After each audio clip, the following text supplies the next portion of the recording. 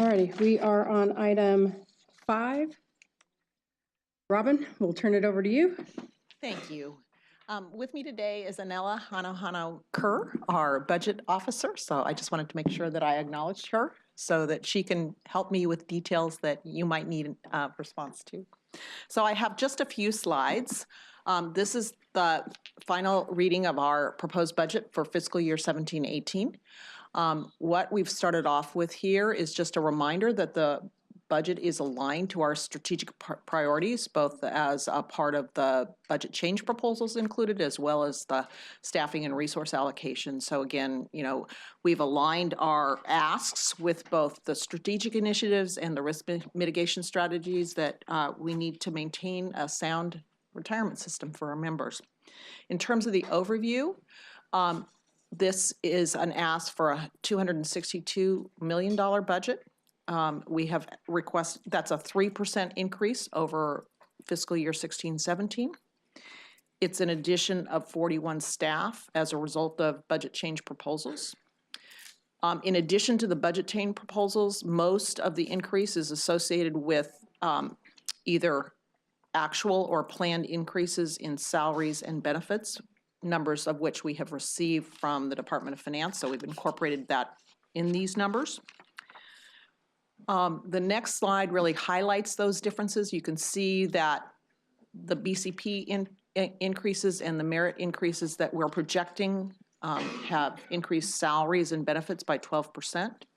You see some adjustments to general expense, a reduction in consulting and professional services that really is a result of a lower appropriation in this fiscal year to the Pension Solution Project. So the project is ongoing, but the annual appropriation in this current period is less than it was in the prior period. And then you see some changes in what we're calling here central administrative services or pro rata that are a result of rates that we've received from finance. So overall, it's a 3% increase in the budget. Robin, I just want to ask, I was asking Cassandra, but SEIU hasn't concluded their contract, right? So no. When that gets concluded, none of us know what that'll turn out to be. Right. Or maybe Raina knows. But whatever it turned out, then it gets adjusted again, right? I just want to make sure the board knows what even though we approve a number today, it could get adjusted again. Well, we've tried to anticipate what might be a number, so we have created an estimate for that. You're absolutely right. It's already in there. Okay. Yeah, it's in there. Okay. All right. Because we were, again, using an estimate, not necessarily what the number will be, but we did try and project that. Okay. So hopefully the delta would be not significant. So, and for case, we did actually build in the correct number. Okay. And then we have projections for any changes that you might authorize in other, in your salary setting authority as well. So again, we've tried to estimate an adequate salary and benefits number based on what we know today. Okay, and then just reviewing the budget change proposals that are included here. So this is the 40 positions that have changed in this budget over last year. We have 16 positions associated with investments, 13 associated with our various member service centers to focus on service delivery in those centers as well as in outreach to members, and then 11 positions associated with risk and compliance and information security. So that's a recap of the budget change proposals. This really details the final budget based on categories of expenditure. The allocation is very similar to what it was in 16-17, so the distribution of costs has remained very consistent. You don't see a lot of variation there. What was, sorry, get my fingers to work here. What you asked us to do when we came in September was to include an estimate of CalSTR's external investment costs in looking at this budget. So we wanted to show you, if you look at the budget overall, including those estimates of external management costs based on the 10-year investment plan, how that impacts the overall budget for the organization. So you see the operating budget, which includes the 219,683 plus the 42,936, those two pieces. And then you see the 245,834 that really is associated with what is projected for external management. That's not something that we ask you to authorize specifically, but we wanted to show you what those projected costs are so you could put the operating budget in context of the overall spend. So hopefully this gives you that perspective in terms of the overall expenditure for the period of time.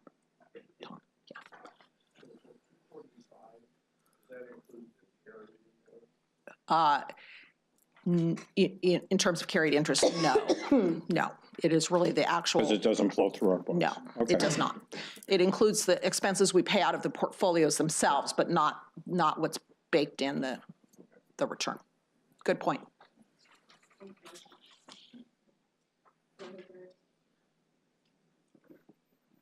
Robin, I have a question around the 16 new positions. We're bringing more assets in-house. Assuming we're also capturing some savings by managing those resources in-house. Is there any way for us to be able to get a snapshot of that? So we're bringing some positions in to manage more assets in-house, but that assumes we're paying less to have it managed externally. So net, I would say, is probably a savings to the system. Yeah, so I know Chris has joined me, but I also wanted to point you, and I don't have a copy with the TRB numbers. So I want to point you to TRB 17, where we tried to show you the increase in overall basis points costs and then the long-term reduction in that. You'll see some increase in the near term because of the overlap in the transition. But then you do, in that chart, see the declining of that basis point as a percentage of the portfolio over time, which is the reason we're doing it. So, sorry, Chris. No, I was just going to add, it's hard to nail it down dollar for dollar. The EFA, remember we brought $6 billion of the EFA index in-house. That's an easy transition because that's definitely from an external manager to the internal. So we can give you the numbers on that kind of thing. Another example would be the $2.5 billion in low carbon. So that's where there's no external manager. We are going to do it internal. I could tell you what it would have cost to have hired an external manager. So in a lot of cases, it's a blend. High yield's a good example, though, where we've brought assets in-house and fired the external manager. So in those cases, as a rule of thumb, I always tell Robin and I tell you guys, use a 10-to-1 ratio. So the increase in investment staff is saving you 10 times that amount what we generally paid the external manager. Passive, it's not as much. Some of the pure active, it's a lot more. So, but we can try and get you a rough number so that you can compare, but it would always be looking in hindsight of what we did last year, not like this where it's kind of prospective, what we think, because this obviously doesn't even start till next June, what we think we'll probably bring internally next year. High yield now, Chris, is in-house? No, not all the high yield, only a small segment, I think it's about a third, 25% of it. And we just, started the EFA index, but we would like to move that up over time. That's I think over a $30 billion portfolio. So again, I think this is a way to say what we're doing is we're spending money to save money. So I do think that's important to know. So, okay. Harry, you're good. Okay. Then the last topic that I have here is one that I wanted to bring to your attention as something that we want to continue discussions on with your feedback or input to it. We've been looking at our process for establishing budgets for investments and recognizing the difference in how we do that for corporate governance versus the overall investment management of the portfolio, and looking for how to make that more nimble and responsive to the changing external market conditions. So in conjunction with our partners at Finance, we've looked at the current BC processes and the challenges related to paperwork and really the long planning horizon. So we're planning 18 months in advance for things that we think will happen or assets that Chris is planning to bring in-house. But we recognize that that also involves administrative cost and probably some estimating bias, you know, because people are looking out so far that they're going to be anticipating a certain level of risk with their estimates. And so we thought about what would be a more effective way to do this. And what we're showing here is an option to transition those investment-related administrative expenses to a continuously appropriated item where they would still be in the operating budget, but instead of having them tied to a particular fiscal year, they would be something that you would authorize as they were needed. So it really is about fluidity in terms of planning, the trends in the world to do just-in-time budgeting when you're in a dynamic market, which is something we're definitely in. And again, this is an area where we spend money to reduce costs and being able to take advantage of those as they occur. The other thing that comes to mind is, although we haven't had this situation in the last couple of years, there have been years where the state budget is not available for use at July 1. And so we would be in a position where, should you want to take action on something, we might not have the authority to deploy those resources appropriately at the time you wanted, should there be that kind of budgetary impasse or limitation. So again, what I'm presenting here is a concept that would be incorporated in a legislative process related to the budget. And we wanted to put that before you to get your input in terms of those discussions. And with positive input from you, we would proceed to work on that language in conjunction with the Department of Finance. I have a couple people that Sure. Eric? You identified quite a few advantages of the continuous appropriation. I was just curious if there's any potential disadvantages of. Boy.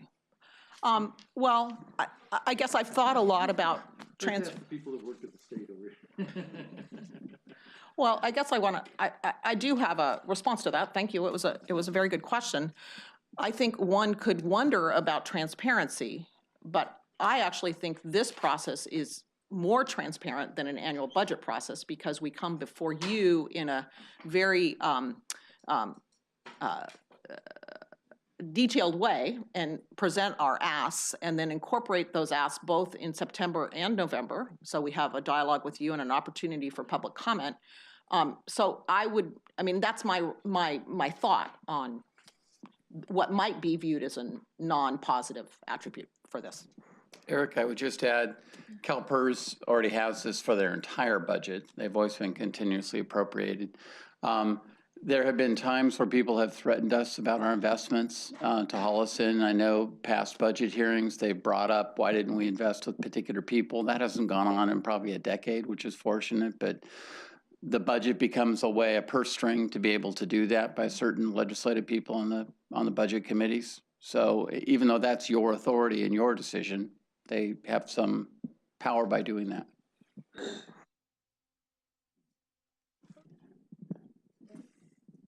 Thank you. I think transparency could be a potential downside, but I would agree that to the extent that this is providing us additional flexibility to make adjustments, it's a good thing. And I guess my question is, with respect to this would make the investment expenses consistent with how we treat other budget items around corporate governance and other areas, right?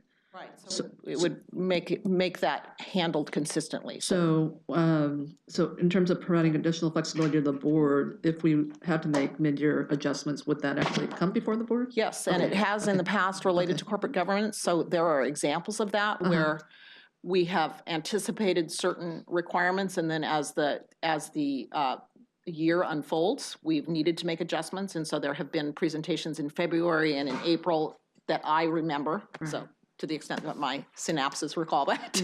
Yeah. So I do want to assure you that it actually does give you very much visibility into those changes. Yeah, no, I think this is essential given, what the investment staff is going to be facing going forward. So Maybe we would do an actual board For you, Yeah. and for justifying the personnel, it would be just like, you'd see for an appropriated expense, but it wouldn't be any different, but it would begin and end with you. So, I would just add, for those that might have concern about how the legislature will view this, I think it's interesting. If you go back and look at 1987, when they created corporate governance and split it out for person stirs, they were the ones that chose to make it continuously appropriated because they didn't want future legislators to interfere. But they didn't give you the full authority on the investment side. Yeah, I'm done. Thank you. Notwithstanding what Chris just said about, I mean, I think them not giving it for the rest of for anything else is also very telling. So I can absolutely appreciate why the staff would want this, and I can appreciate why board members would think that it makes sense. But I think everyone should be realistic about continuous appropriation is not popular at finance or in the legislature. So it could be an unsuccessful effort and have nothing to do whatsoever with any of the issues that have been discussed here. So I think just a little caution. Wise words. We understand that too. All right, go ahead, Robin, continue. So that's the end of my presentation. If you have other questions about the FY 17-18 budget, the resolution does include the proposed budget change proposal for investments, as it has in past years. All right. As an action item, we need to have a motion. It's been moved by Betty, seconded by Sharon. Staff's recommendation.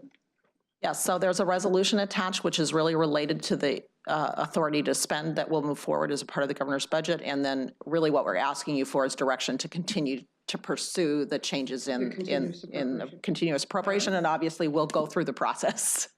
All righty. No further speakers. All in favor say aye. Aye. All opposed nay. Any abstentions? The motion passes. Oh. We're good? Because there was a speaker, and I apologize. All righty. Okay. Thank you, Maggie. I really apologize. And here I was even asking who's going to speak. I apologize. All righty. What I'd like to do, because of the possible lateness of the hour by the time we get to this agenda item, I'd like to take care of all our action items first. So if you could move to the consent agenda, which is item 13, you'll see that the board member education has been updated, and that is at your seats. Several people have added some conferences and added onto conferences. We also have a report from Audits and Risk Management and the Compensation Committee that need to be adopted. So I will read the Compensation Committee item M. By direction of the Compensation Committee, I move adoption of the committee's selection of option 1, presented by McLaughlin Partners to prepare an expanded labor market analysis that will include the value of benefits and the compensation comparison to be presented in April. Paul, you want to chime in on your, I got it right here if you want it. By direction of the audits. Oh, I need you to, there you go. Okay. By direction of the Audits and Risk Management Committee, I move to adopt the independent auditor's report on CalSTR's financial statement for the year ended June 30th, 2016, the report to those charged with governance, the independent auditor's report on internal control over financial reporting and on compliance and other matters, and the management letter. All righty.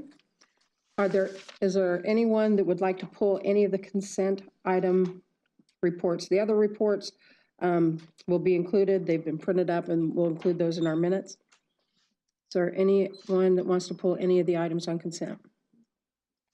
Then I'd entertain a motion to approve. It's been moved by Eric and seconded by Betty. All in favor say aye. Aye. All opposed say nay. Any abstentions? We've approved our consent agenda.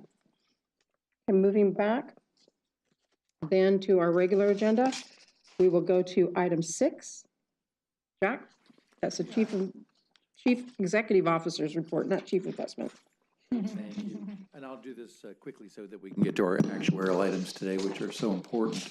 One is I want to make sure everybody in the audience particularly notes that the next 3 meetings of the organization actually are in other cities. So I just want to make sure we all see that on December 8th and January 12th are the subcommittee of the investment committee. And that will be in our Glendale office. I assume, Mr. Unterman, that's where you were having that. And then the next meeting will be in February 1st and 2nd at our brand-new San Diego office that opened this month. And at the end of today, I've got the agenda based on what I worked with Dana and Sharon on. I'd like to go through each of those items for that meeting because it's a regular meeting, but I want to make sure everybody wants to do what's on that page and that fits your needs for that Feb 1st and 2nd. So I'll do that at the very end of today. And then I want to highlight just the stuff we included for you around 403B plans. I got a little feedback from you last month that you'd like to hear a bit more about operational issues at CalSTRS in some of these meetings. And I wanted to at least launch this one today with you. And then Sandy's in the audience, who now heads up our retirement readiness area, which embraces our benefits education program, as well as our 403B Pension 2 457 product line together in a holistic part of the organization. But certainly when we wrote this item, we didn't expect the New York Times to come out with such amazingly bitter, strong articles on how teachers are treated in this marketplace. There is by the time I finished writing this for you, there were 2 more pieces that were published. So it was a 5-part series, every one of them with a salacious title. The one I included for you was "Think Your Retirement Plan is Bad, Talk to a Teacher." I mean, this is an incredible piece of work by the New York Times. And from a timing perspective, it fits so well what Sandy and her staff have been doing to relaunch our www.403B Compare website, which frankly had gotten dated and stale from a design standpoint, and the data was not refreshed nearly as often as it should be. So she's introduced a lot of new innovations in terms of making it more readable. We've done a lot of usability tests with teachers. So we didn't just design this in-house in a laboratory, but we brought teachers in to actually tell us, is this useful? Would you actually look at the manager fees and make comparisons? And how does the website look for that? We're going to have direct data feeds from Morningstar into the website so that the data will be refreshed more often. And as we think about our program here and integrating it with all of what we do on retirement, so it isn't a siloed program. We want this to be an important educational piece because we all know it's important to look at fees, and you talk about them all the time, but we know it's just a nightmare getting people to care about that in the defined contribution market and to use that as an important metric in making their decisions. But the New York Times articles absolutely vividly tells teacher story after teacher story where people have bought bad products. And Aon has done a nice small white paper that I put in here as well that, again, talks about the big things you should never do in this market. And guess what? California does them. Proliferation of projects, proliferation of products, proliferation of vendors, et cetera, et cetera. So there is still so much work to do in this marketplace. I think we all value that's an important part of what we do here. And what I'd like to do then is ask Sandy to come back in April once we've got the website done and launched, right? And we show you kind of what a teacher would do with this, and so you can appreciate. I mean, this is the only website in the United States that does this, where it compares every manager fee sold in a state. So it is pretty important. But also I want Sandy to talk about the service that we're going to provide to teachers and how we're thinking differently of pulling this product line tighter into talking to a teacher on what they should do. I mean, it's still, my view is that that 20-year-old teacher is the teacher we want to have that conversation when they're starting out. Yeah. And that's got to be one of our organizational goals here going forward, is how do we start to make progress on that penetration rate in the 403B market with the younger people. So hopefully this was worthwhile what we included here. I want to keep working this issue, and we're so proud to have Sandy leading the program here, and we're going to make this one of our top priorities at CalSTRS. Yeah, I did. Thank you, Jack, and really appreciate the work here. I think one of the suggestions in the white paper was the possibility of pursuing legislation. And is that too premature to think about? It's not premature at all. We have been at that altar a couple times in the recent years. Stakeholders have sometimes seen it differently. The vendors certainly see it differently, as you can imagine. People that are deep in experience in this area know that more choices leads to problems. But on a common sense basis, to people that aren't professionals in this area, that it sounds counterintuitive at times. What is wrong with choice? Why not have every investment product available? Well, we know it doesn't work. But it's not yet been a successful message entirely. We would love to work with a school district that would embrace in collective bargaining auto enrollment. I don't know if Maggie's still, Maggie's not here, actually, so she left. But we are trying to talk to people that realize that's an important option to think about doing that. So absolutely, it's kind of like the other things we talked about. We're looking for that opening politically where people get it. But it does, since I have an insurance background, it's a very active lobbying on this area. You really are threatening a lot of profits in this area, so it's going to be hard. We're really going to have a lot of people on our page. It was amazing when this bill got passed. I can't tell you how bitter the political fight was getting the bill passed and authorized 403B. How many the things that were said and written at the Capitol were amazing because people didn't want. And then, just a story I love to tell is when we actually came time to start the website, the industry wanted it password protected, just so there was, I'm being honest here, limited access from the public. I mean, this is all public information anyway. So I say these stories because I know politically it's a tough uphill fight. In some ways, it may be a better route to find our stakeholder organizations that might be willing to work with us on a collective bargaining side to work through that. But thank you for supporting it. To anything we can do.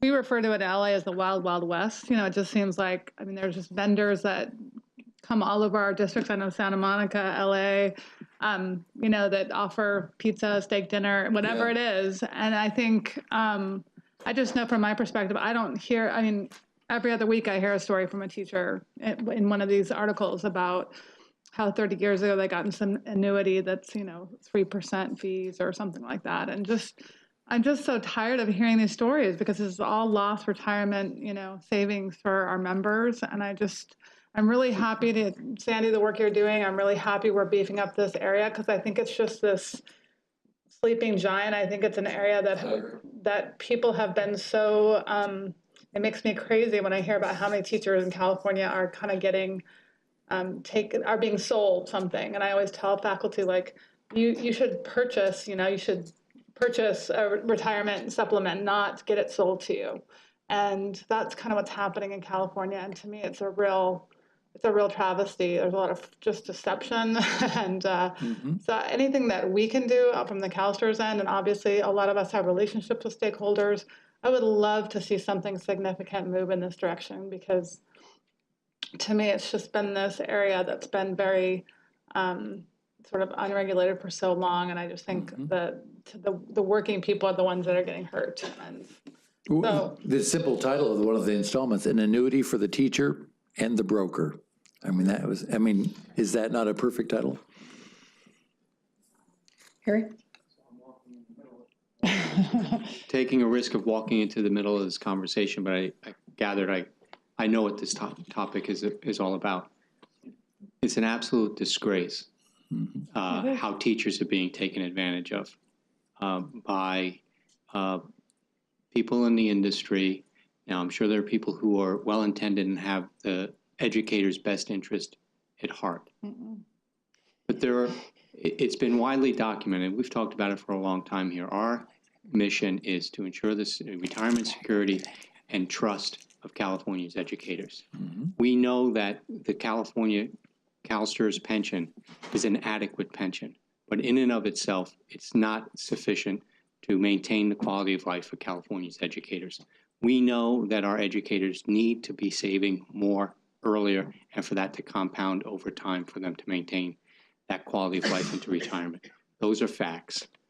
What is also a fact is that these brokers are taking advantage of misinformed or uninformed, somewhat naive, trusting. It's also well documented that teachers by nature in general are trusting individuals.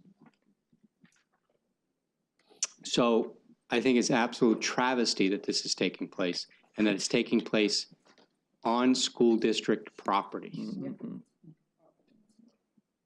Often blessed. What people do outside of school, I think there's also been facts that there's some liabilities that school districts and employers are potentially unaware of that they're facing, that by allowing access to employees on public school district property could in fact be complicit in endorsing people that are selling financial products.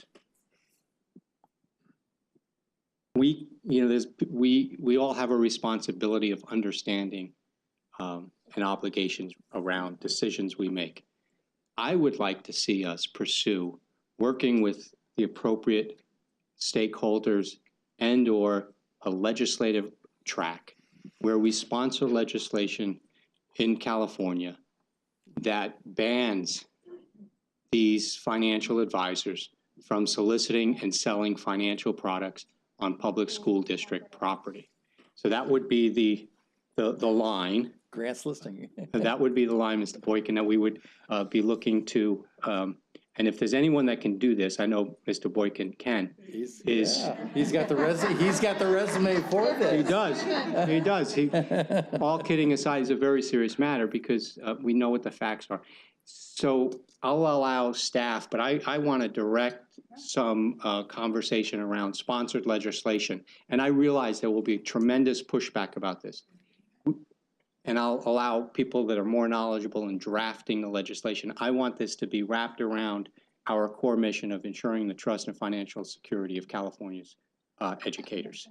And that we are taking a proactive stance that when it comes to a public school property, you can no longer solicit business and sell financial products to unassuming or naive and uninformed educators that is at their detriment, and in fact is at the benefit of the people selling these products.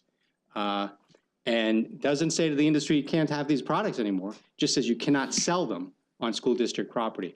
That allows us, for example, at the local level in Santa Monica, we tried to just work with our school district.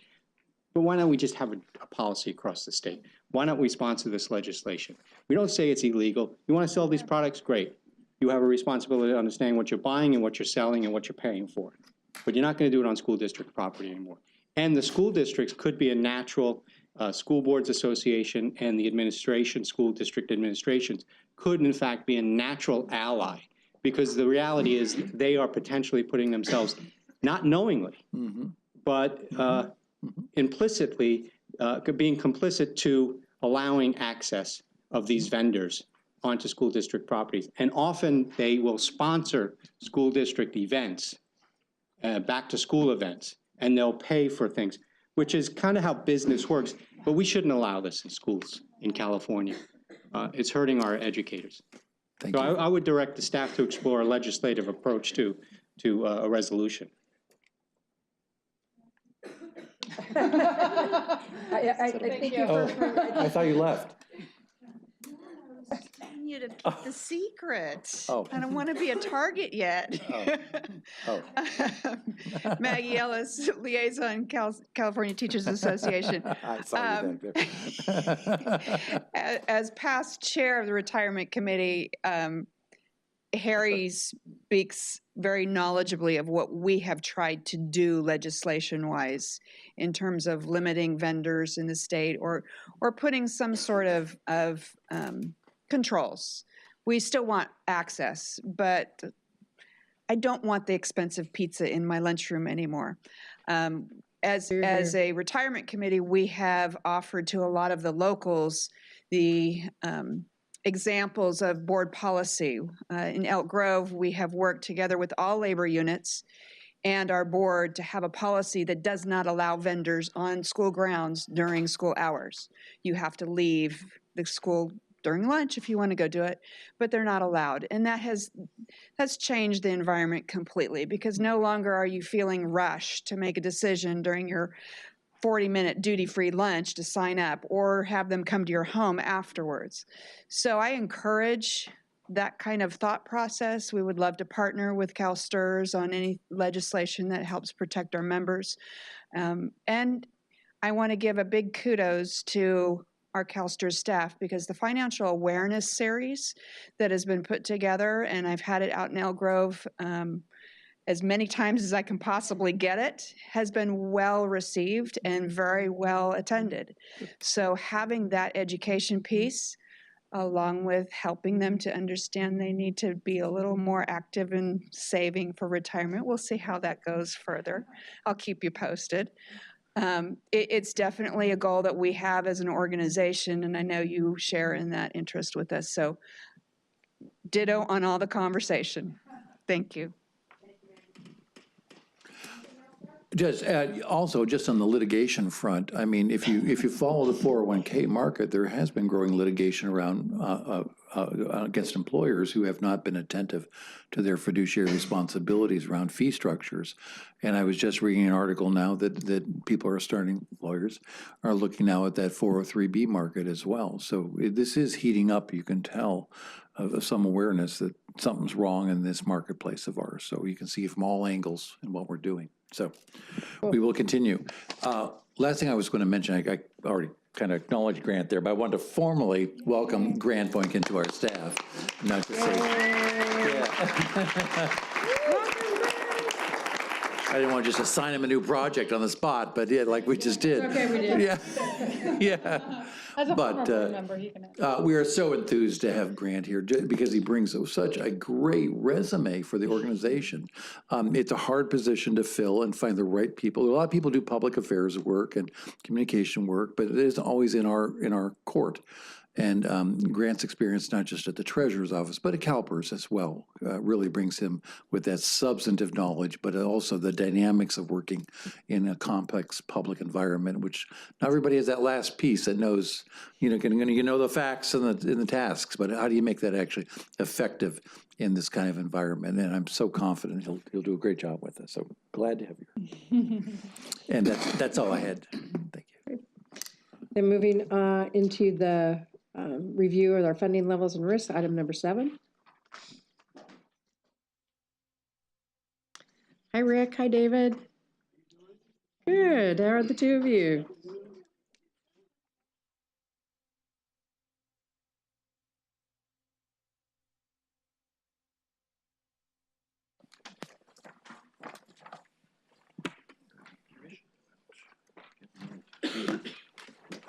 Okay, good afternoon, Madam Chair, members of the board. In July of 2014, as you all know, we passed AB 1469, which greatly improved our funding, and it set us on a path to full funding. However, that bill is full of risk that we may not get there by 2046. It greatly depends on all of our assumptions being met, including the most critical one, which is the investment return. And for the funding purposes, we used a 7.5% assumption. So what we would like to do today is to talk about the risk involved with our funding plan. And David and the actuarial staff have put together a risk report, and David's going to make a presentation of that report and discuss the risk involved with our funding plan. Now, although we still expect to reach full funding, we still want to examine the possibilities that we may not get there and what that all involves. So with that, I'm going to turn over to David. I'm going to make one other mention. This report does not discuss the appropriate actuarial assumptions, and we're going to delay that until February. So we're going to start with where we are, which is currently a 7.5% return. So with those comments, I'm going to turn it over to David, and he's going to discuss the risk report for CalSTRS. Thank you, Rick.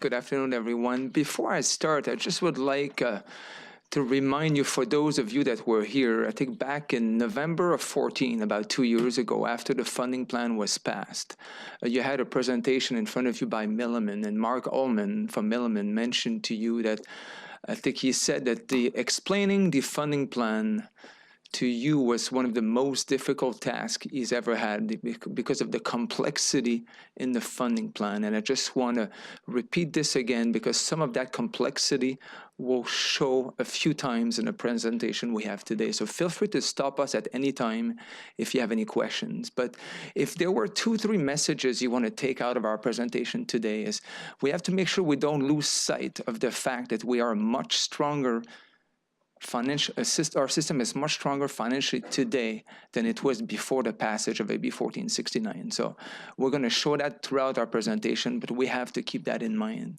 But we also have to keep in mind that we are still facing significant risk that we may not be able to reach full funding by 2046. And we're going to try to show that as we go through. So the first thing we wanted to talk about, we wanted to talk to you about plan maturity. So you hear a lot about pension plans being mature. What does it mean? So for us, a good indicator of plan maturity is, and we have a chart here on the screen, is to look at the ratio of active to retired members. So what you have here is going back to 1971. If you look at our system, we had about 6 actives for each retirees. That ratio has steadily declined.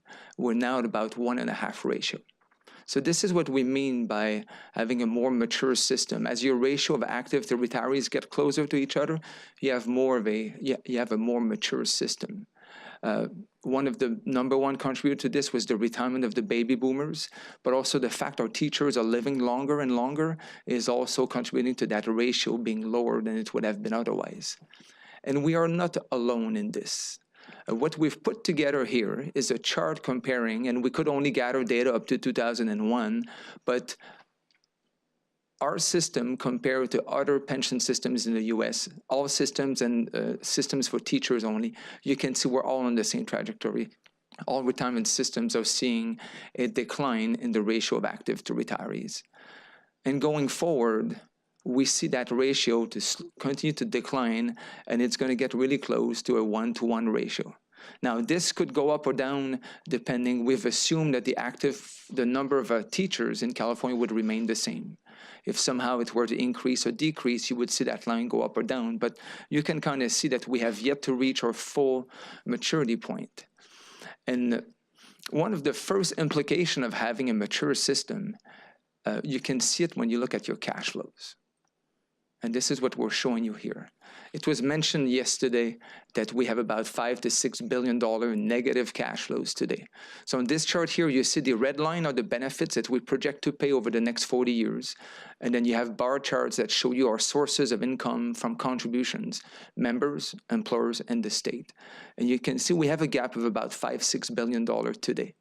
The 2-3 things I'd like to point out on this is the gap is expected to remain about the same dollar-wise for the next decade, mostly as a result of the fact we're going to be increasing contributions, especially from the employers.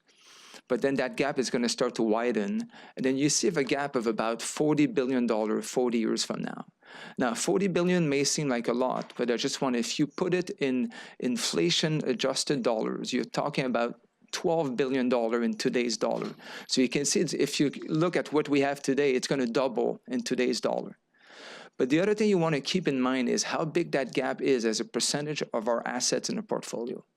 Because if you look especially, like I have 2 charts coming, but it's ranging between 2 to 2.5% to 3.5-4% toward the later part of the chart. So keep that in mind, that although the gap seems wide here, as a percentage of the assets, it's still going to be less than 4%. And what we wanted to show you to put it in perspective, here we are showing if we, let's say we were able to generate 2% in cash from our assets, you can see that 2% kind of covers most of the gap in the early years. And if we were to generate 3% in cash, you can see that at least up to until 45, 46, it would take care of that gap. So although the gap may seem large, keep in mind that it's still a small percent of the asset. Questions?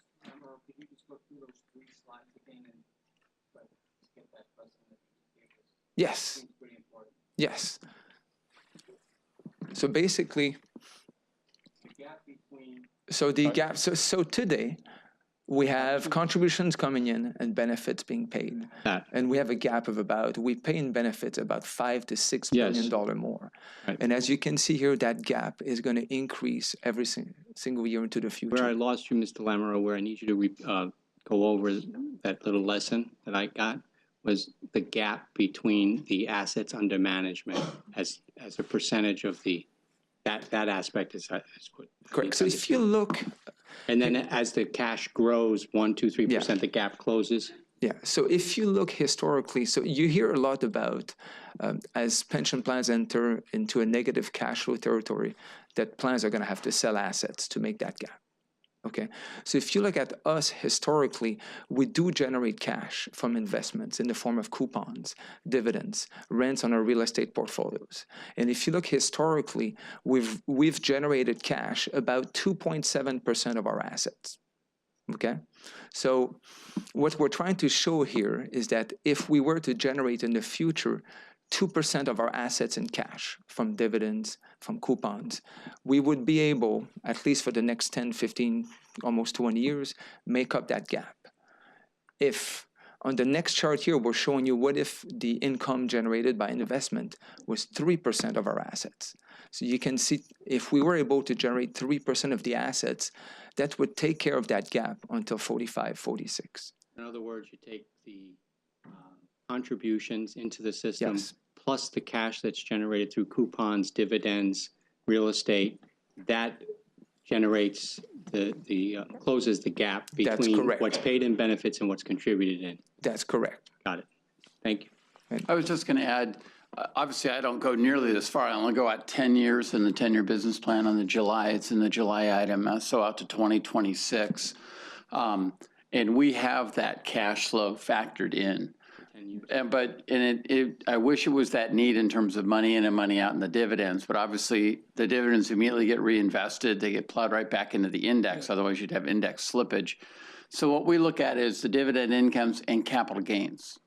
So for the public's sake, we're constantly a net seller, and so we're having to raise cash to pay benefits. But even with this negative cash flow, the trust fund, if it grows at 7.5, will actually get larger over time and exceed someday 300 billion.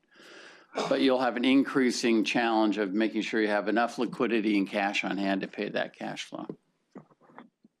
Thanks, Dana. Okay, now we wanted to move on to a slightly different topic.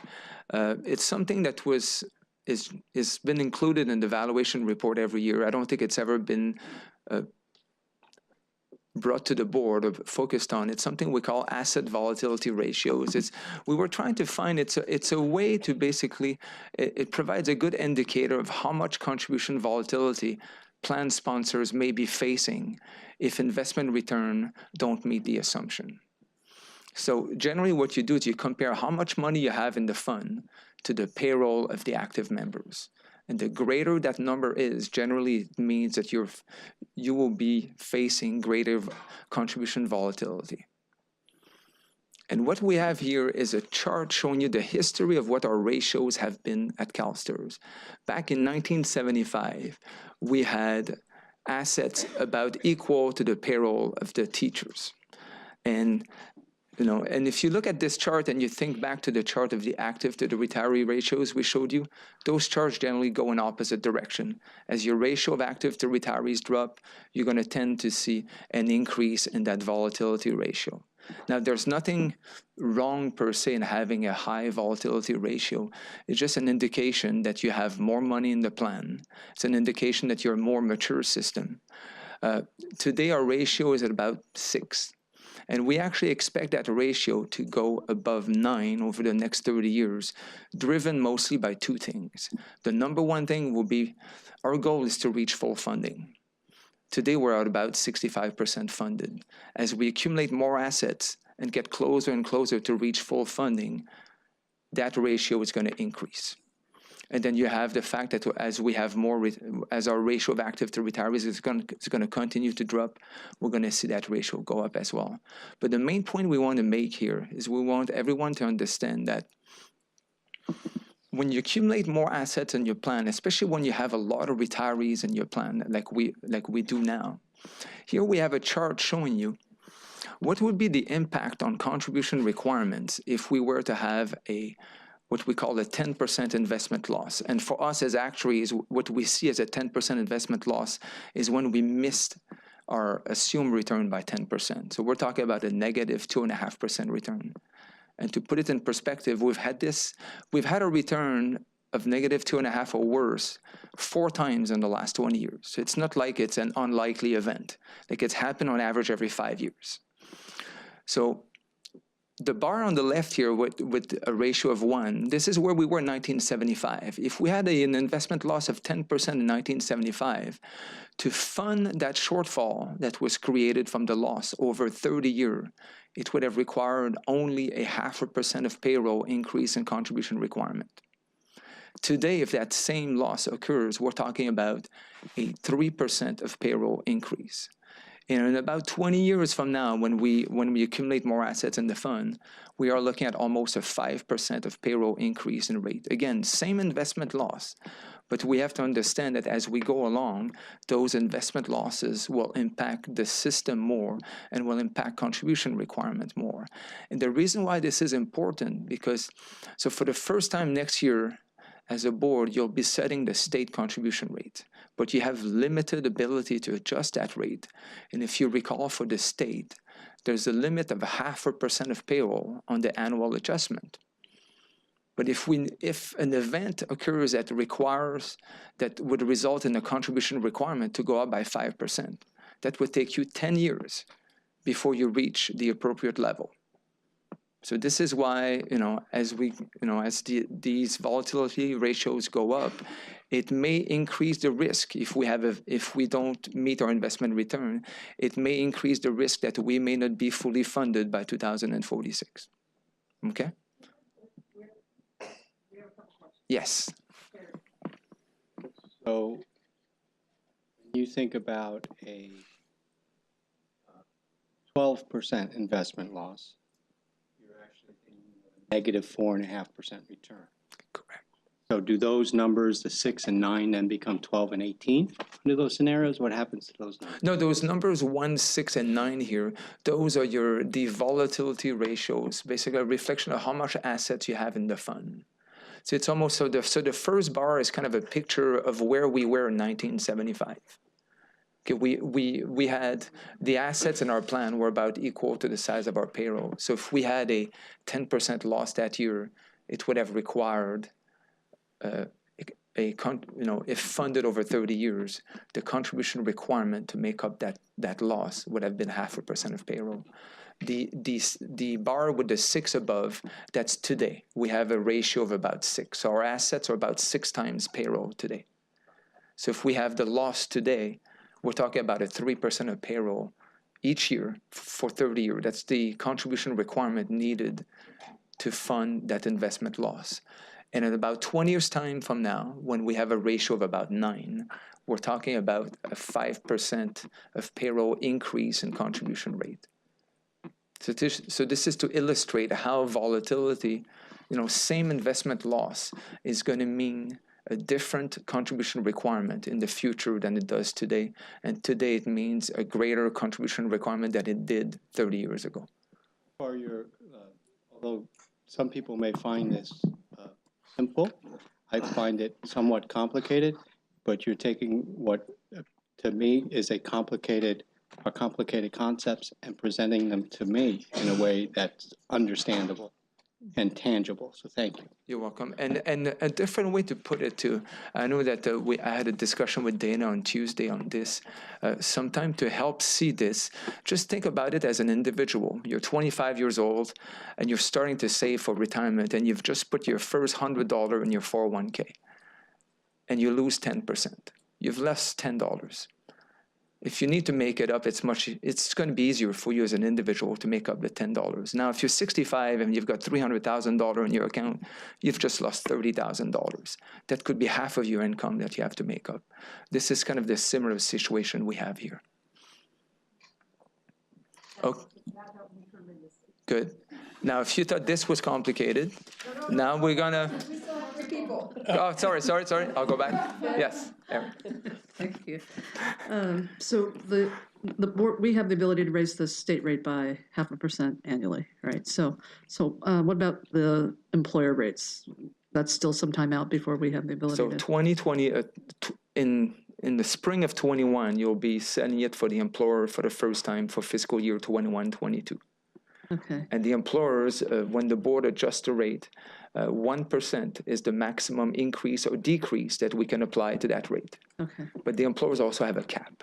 With a cap of 20.25%. So the employers have a cap while the state does not. Got it. Okay. So if we potentially consider lowering the discount rate, how would that impact employer contributions if they can't be increased by the board for 5 years? Just kind of trying to. So on those, if we do lower the discount rate and it requires increases in the employer contribution rates, those increases would be, under the current funding plan, would be delayed until 21-22, the first year that the board can actually adjust the contribution rates. They are already increasing over time for the next 5 years, but you wouldn't be able to act and increase them further if there is a need to until fiscal year 21-22. Thank you.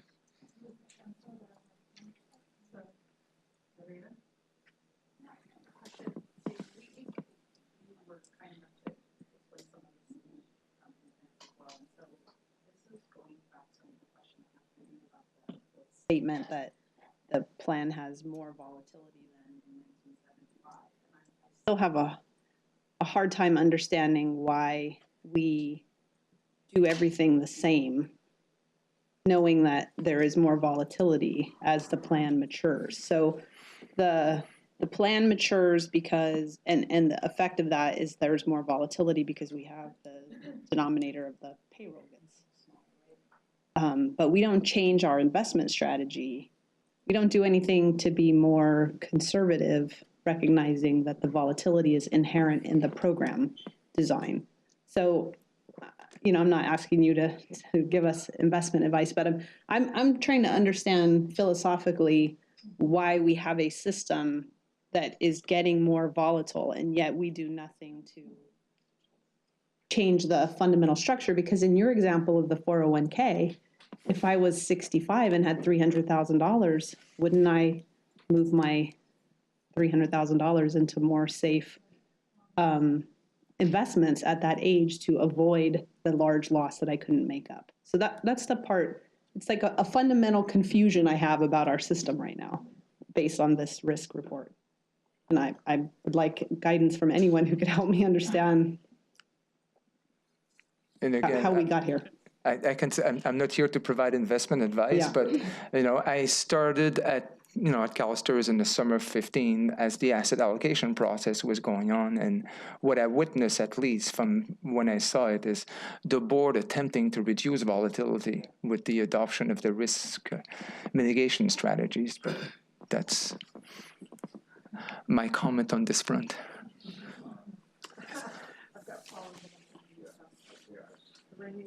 Yeah, I mean, I'd love to hear this. Yeah. Well, I was going to make the exact same point, because your example of the 401k does suggest, as we advise individuals, that they should reduce the riskiness of their investments. And we have seen this information kind of buried, but it's been there in the actuarial report every year, but we don't do anything about it. And so, I appreciate the fact that you pointed this out, because I really do think that this is helping us connect the actuarial work with the investment work and saying, gee, these are actuarial facts that maybe should inform how we're doing our investments, and may in fact suggest that we do need to reduce the risk of the portfolio. So thank you for pointing this out. I think it's a little bit more complicated than that, not surprisingly. And Chris can probably talk about this more, but we're talking about a little bit apples and oranges. The volatility that he's talking about is the risk of unfunded liability developing because of that low ratio, okay? That has less, that's not necessarily a direct function of how our plan is invested, but it is closely related. On the other side, as I would say, if we don't earn 7.5% because we reduce our investment horizon, we exactly feed into that volatility. We have to earn the 7.5% to stay in ratio. And so we have to find ways to do that, and that puts us out on the risk scale. I'm not sure I'm being terribly clear there, but, huh? Well, no, I mean, they're great. Yeah. So we could build in a growing unfunded liability by choosing a very conservative investment program that earned 5% and that we knew would always. Yeah. Minute. Yeah. Yeah. So the problem is we have a bet on very good returns. Otherwise, the unfunded liability will grow. Chris. I would love to comment. I think this, I really like this chart because it brings up just what you're doing.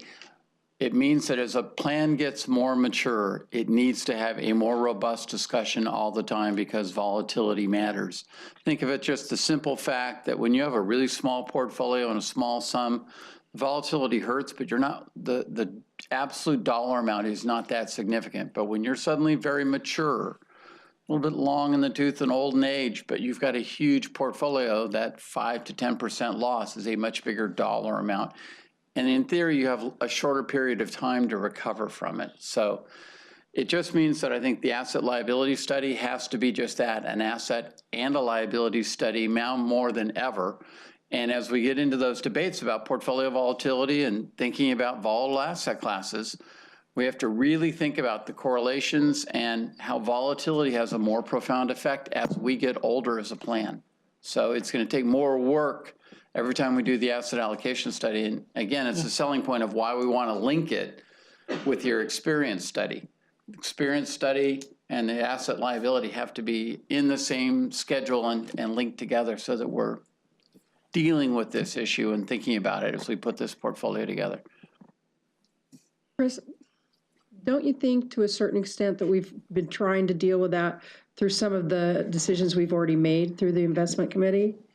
Absolutely. I mean, the way we've turned our real estate portfolio around, we've deleveraged, all that kind of stuff. So we are trying to be more circumspect. We were almost in a way reacting more to the environment around us, but now this reaffirms that we need to be conscious of that. We know you can't get a return without taking risks, but we need to look at that's why I brought up the correlations of the risks we take so that we're not just betting the farm and having one negative outcome, or the risk of one negative outcome. But it's also why the way I explain RMS to the teachers is we used to use fixed income as the big diversifier, and we know we can't count on that anymore.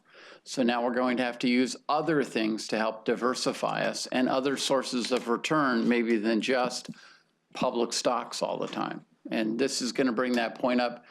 I know a lot of our peers are beginning to face this, and I will tell you, our competition, in my view, for capital or with capital is the sovereign wealth funds, like the Canadians and some of the other ones.